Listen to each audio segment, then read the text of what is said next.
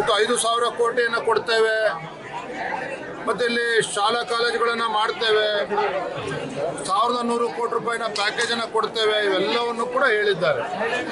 ಇದು ಯಾವುದನ್ನು ಕೂಡ ಹೊಸದೇನಿಲ್ಲ. ಒಂದು ವರ್ಷದ ಕೆಳಗೆ ಬಂದಾಗಲೂ ಕೂಡ ಇದೇ ಮಾತುಗಳನ್ನು ಹೇಳಿದರು, ಆದರೆ ಯಾವುದೇ ಪ್ರಯೋಜನವೂ ಕೂಡ ಆಗಿಲ್ಲ. ಹಿಂದೆ ಯಡಿಯೂರಪ್ಪನವರು ಮುಖ್ಯಮಂತ್ರಿಗಳಿದ್ದಾಗ 1,500 ಕೋಟಿನ ಕೊಟ್ಟಿದ್ದರು ಹೈದರಾಬಾದ್ ಕಲ್ಯಾಣ ಕರ್ನಾಟಕ ಅಭಿವೃದ್ಧಿಗೆ.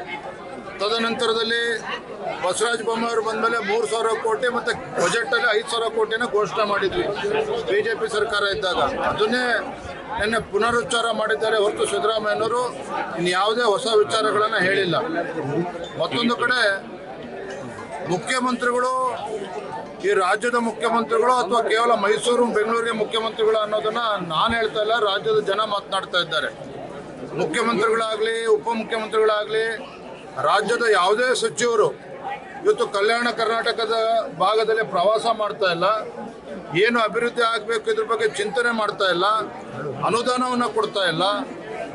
ಕೇವಲ ಚುನಾವಣೆಗೆ ಬಂದಾಗ ಭಾಷಣ ಮಾಡ್ತಕ್ಕಂಥದ್ದು ಇಷ್ಟಕ್ಕೆ ಸೀಮಿತ ಆಗಿದೆ ಹೊರತು ನಿನ್ನೆ ಆಗಿರ್ತಕ್ಕಂಥ ಸಚಿವ ಸಂಪುಟದ ಸಭೆ ಇದರಿಂದ ಯಾವುದೇ ಒಂದು ಈ ಭಾಗದ ಅಭಿವೃದ್ಧಿ ಆಗೋದಕ್ಕೆ ಸಾಧ್ಯ ಇಲ್ಲ.